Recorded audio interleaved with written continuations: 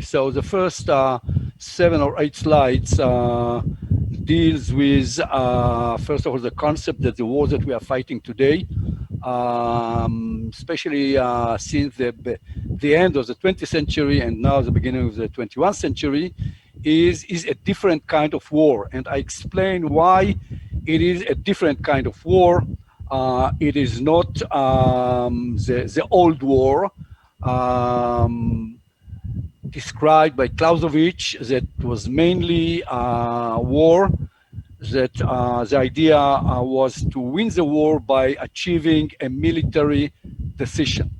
This is totally different. In between, by the way, after the Second World War, we had the Cold War, that I have to remind myself and to the audience, whoever will hear it, that the Cold War was a very, very unique kind of war. It lasted probably more than 40 years. But finally, it was victory was achieved without shooting, without weapons. There was a deterrence. In retrospect, we understand that there was a very, very clever use of soft and what we call today a smart power, which is the balance between hard power and soft power. But finally, the West or America won this war without any battle.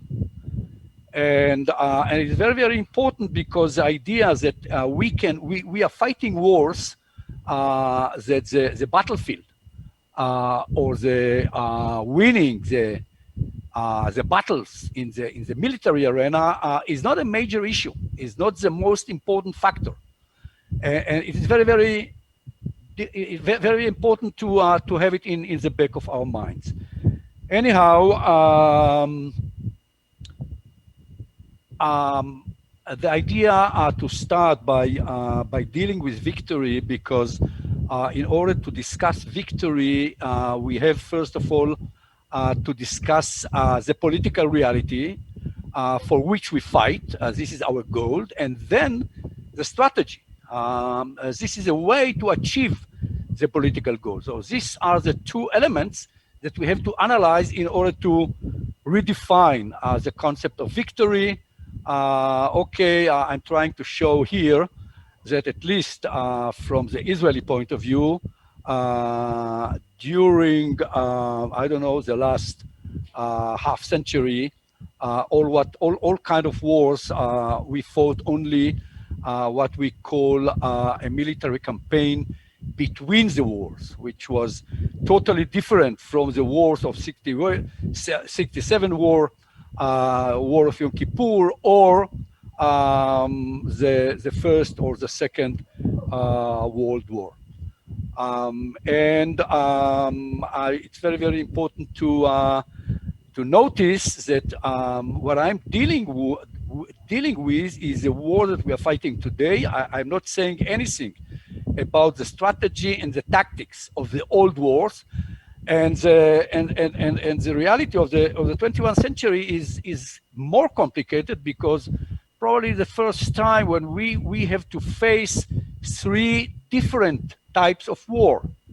One is a very, very high intensity, what we used to call the unconventional weapons or strategic nuclear weapons, etc., where the idea, the target, the goal was to achieve a total destruction, population and human existence. And this was why the idea of military decision disappeared, and the cornerstone of the Cold War became deterrence, mutual deterrence. And we are not dealing with what we call the medium intensity, which was the war as we knew it. From the Israeli point of view, Yom Kippur War, Six-Day War, which the idea was to achieve a military decision. All what we are doing now is to try to redefine the concept of victory when we deal with what we called in the past low intensity conflict or war, or today we call it the battle between the wars, or I don't know, low intensity, whatever. There are many, many titles. And what we argue is there is no academic framework to this kind of war. And in a way, the major mistakes that we in Israel are doing when we fight Palestinian or Hezbollah terror, and Americans and Europeans are doing in Iraq, Afghanistan, wherever, is that they are fighting this war thinking that the main idea is to achieve a victory in the battlefield, and then we shall achieve victory. And this is something which is totally irrelevant, and in a way, this is what we are trying to show in the next, okay, here we are dealing with the influence of the two major revolutions that occurred during the end of the 20th century and the beginning of the 21st century, which is in technology, it was the communication, internet, social media, etc., and in culture or economy, globalization. The main characteristics of this new world, the shape, of course, influence on the struggle and the war itself is, first of all, we are shifting from warfare to imagefare, and the immediate result is that the major weapon is a camera. I don't know if you see Israeli television, but soldiers are worried more from the camera than from, I don't know, stones or sometimes even some weapons that terrorists are using. In a way, the limit of the use of the military power is the camera, because if the camera is present, and we have to assume that it is present in every event, so we cannot use all our military power. So it changed the balance of power. And in many aspects, we, of course, we are the Goliath when we measure, and they are the David if we measure physical presence.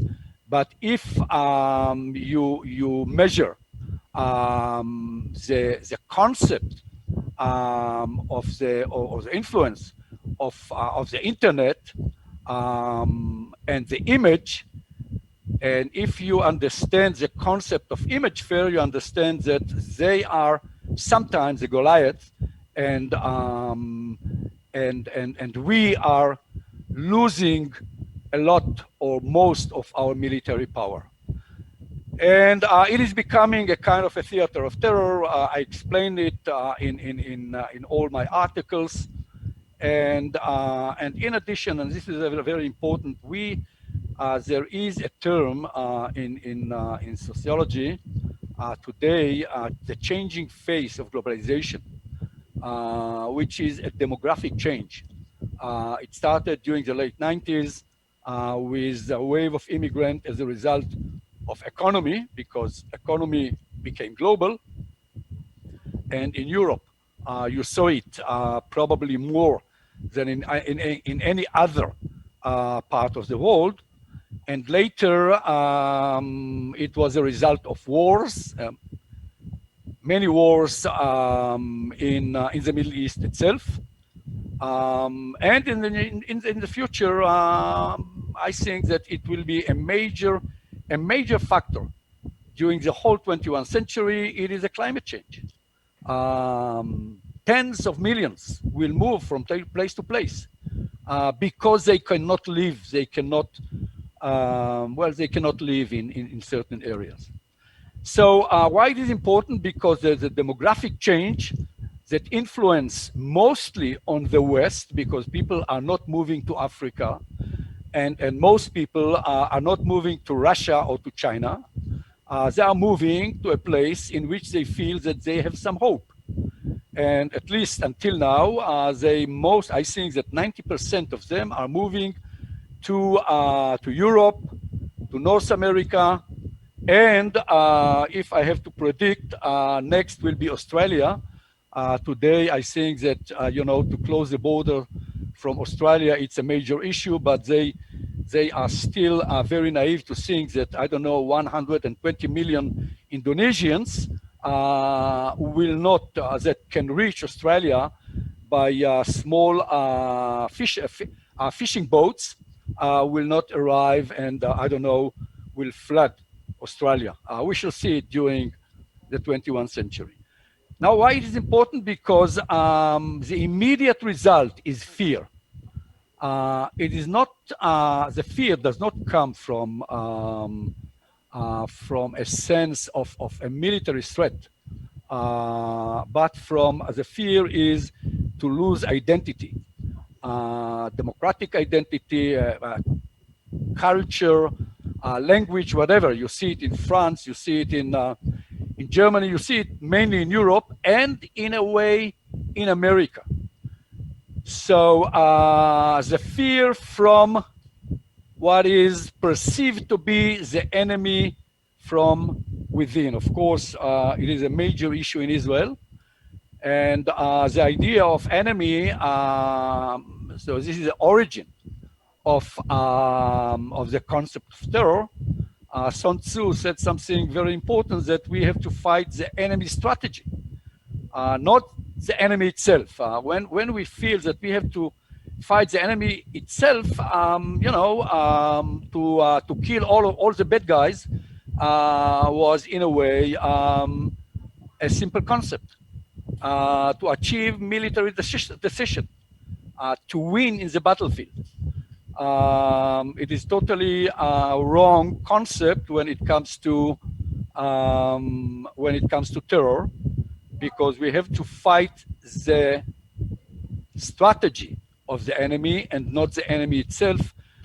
In the case of terror, even if we should destroy the capability of the military wing, in our case of Hamas, of Islamic Jihad, or of Hezbollah, the enemy is not destroyed, and he will not raise a white flag. He will not surrender. Now, this is more or less what I'm trying. This is the less important, but it's the strategy of the limited terror. It's a very important distinction. I emphasized what I call the limited terror, which is explained in the articles that I sent. This is the terror that we Israelis are facing, Islamic Jihad, Hamas, Hezbollah. It is not the same type of terror as Al-Qaeda, ISIS, Jabhat al-Nusra, or this Salafic kind of terror. It is totally different. I'm not going to elaborate on it now, but in the article you can read our analysis about this distinction. Anyhow, when we are trying to understand the strategy of the limited terror, they are not trying to achieve a military victory, a military decision in the battlefield. For them, the battlefield is not the place in which they meet the enemy. Their goal is the enemy home front. Cobwebs, in the language of Nasrallah, in his very, very important speech in Bin Jbeil during the second Lebanese War, because the idea is to create fear, non-surrender. The strategy is non-surrender. Now, it is a huge paradox when our strategy, which is a strategy of military decision, meet another strategy. When military decision meet a strategy of non-surrender, non-surrender wins every day until they surrender. And since my assumption that they will never surrender, so they achieving a victory every day. And this is something that we, at least in Israel, we do not understand. By the way, I think that it is almost the same when we try, of course, there are many differences, but when I'm trying to understand the goal of the politicians who sent, I don't know, the American military or even Europeans to Afghanistan and to Iraq, they did a very similar mistake to what we are doing in Israel every day. Anyhow, before closing this this presentation, these are several characteristics of this new war. First of all, General Rupert Smith, Sir General Rupert Smith, published a very, very important book, Utility of Force. And I think that his definition of the new war, which is a war, not a war among states, it's war amongst people. And I'm quoting him, people are the targets and people are the goal of persuasion, etc., etc. So we are fighting not against a military organization. We are fighting amongst people, and for example, the distinction between soldiers and civilians is almost irrelevant, and in a sense, all or most of Geneva Convention and the law of war are becoming irrelevant when what we face are not states and not military organization and not soldiers. We are facing civilians. During the night, he's a terrorist. During the war, during the day, he's, I don't know, working in a pharmacy or a physician in a hospital. I don't know what he is.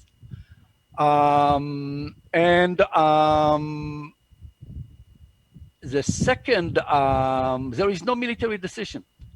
It's an ongoing phenomena. Since no one will raise a white flag, so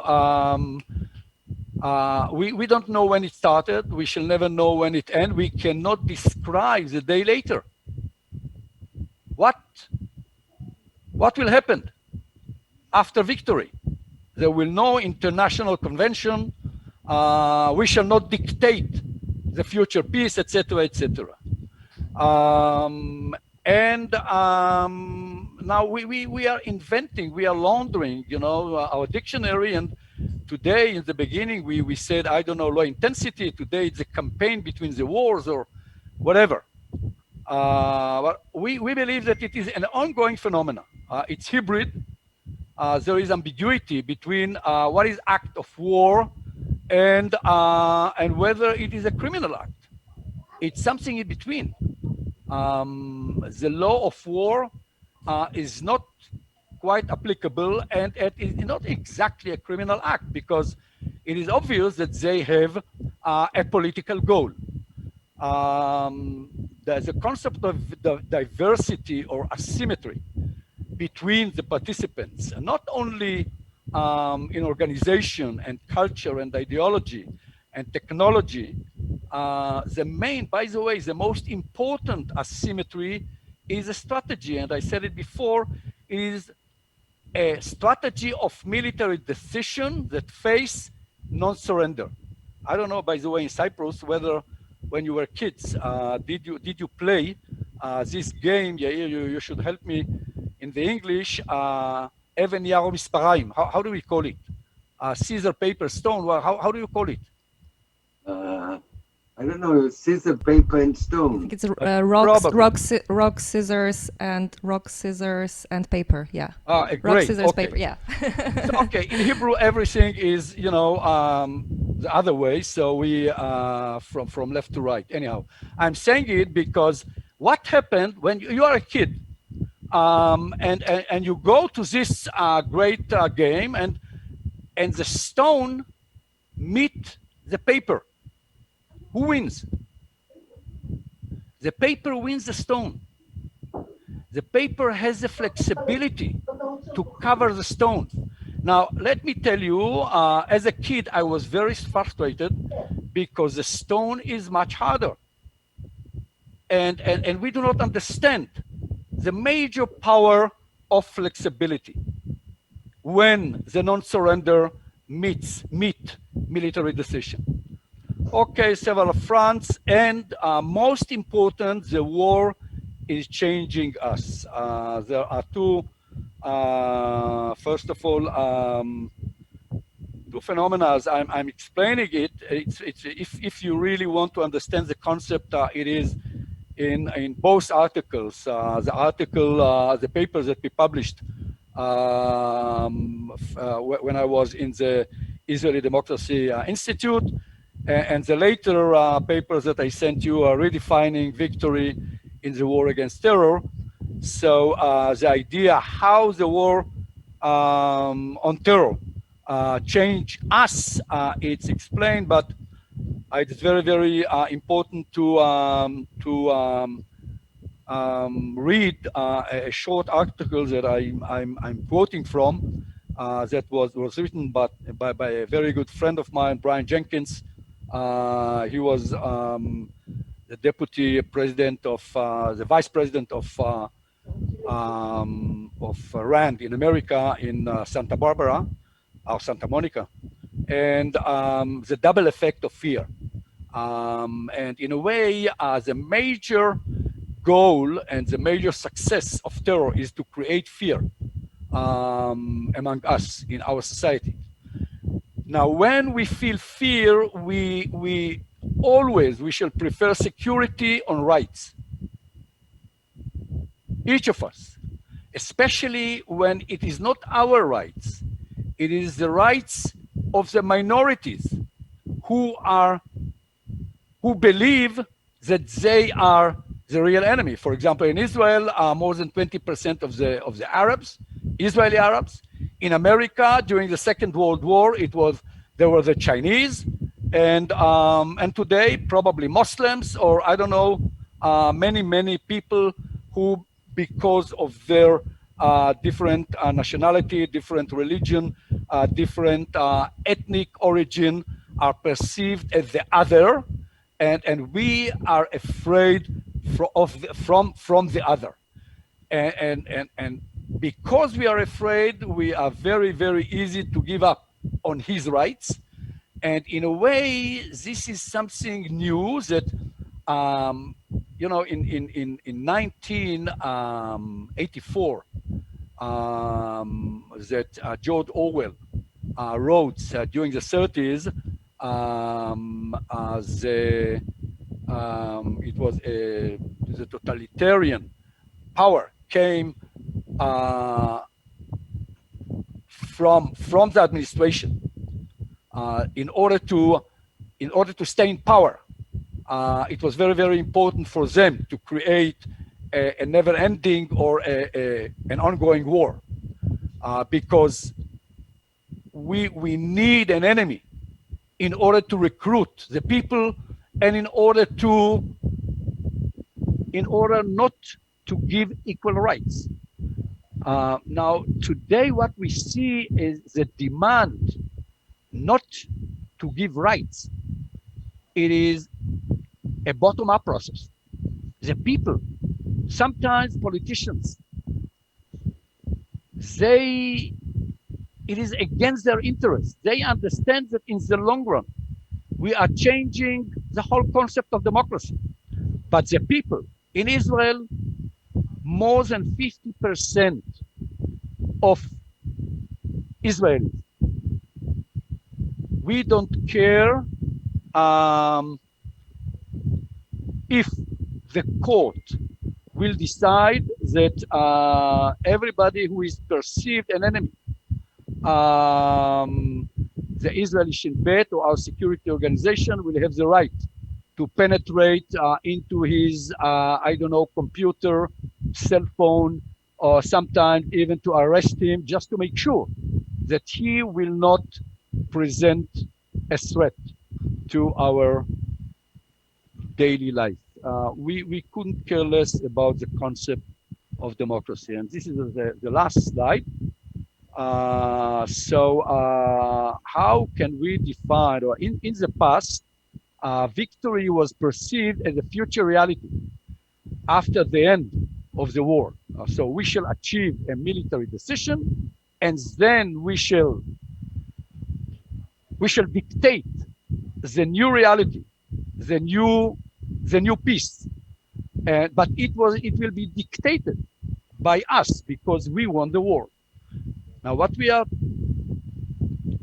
trying to say here that today, since there is no military decision and there is no, at least we don't know whether we shall see an end. And in a way, what we see is an ongoing process with a variable intensity. Sometimes we are facing a very high intensity, I don't know, in the West Bank, in Lebanon, in Gaza, or in Iraq or in Afghanistan. Sometimes it's a very low intensity. But even if what we see around us is a low intensity conflict, it is still an ongoing conflict. And we know that in the near or far future, it will expand and we shall face a high intensity. So we have to face it is something between a criminal act and the war as we knew in the past. And this is why the victory is it's a reality, an ongoing present. It is not a future reality. It is an ongoing reality or an ongoing present of continued prosperity in which we can prosper and preserve our core values as a democracy. It is totally different from what we understood in the past. In the past, it was okay to give up on rights because we knew that after 6 days or 6 years, we shall be a great democracy again, and then we shall give them back to the Japanese in the Second World War, or to, I don't know, to the Israeli Arabs after we shall win the war. Well, today it is different, and this is why we cannot give up our core values because it is a very, very slippery slope, and the idea of going back will not exist anymore. The strategy, how to achieve it, and again, I expand on it in my article. It's what we call smart power. From the military, we had to translate it to our military generals. It is a flexible standfasten. Standfasten is the victory, is the strategy of the enemy. Non-surrender, standfasten. In order to translate it to our military generals, we call it a flexible standfasten. So it means sometimes we have to use, probably even to give priority to the military front, but most of the time, the major front is the home front. And this is the third one. It requires coordination and achieving success in all front, which is the home front, the international front, meaning diplomacy, or in the eyes of the spectators worldwide, and the military front, which usually in the old war we tend to think that we have to give up on the home front, and we just have to recruit all our sources or resources in order to achieve a military decision. Today, of course, we have to coordinate and to achieve success in all fronts because, and probably this is major important, military power is less important than resilience. we shall achieve uh, victory if we shall understand the simple concept that in the new war, the major front is the home front, and our resilience, which means the ability of our society not only to survive the crisis, because it is an ongoing crisis.